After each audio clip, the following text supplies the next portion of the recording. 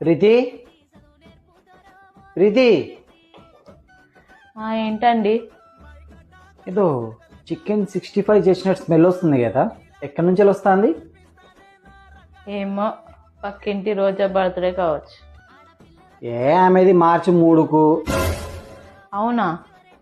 మరి మన ఎదురుంటి జయది? ఆమెది జనవరి 17.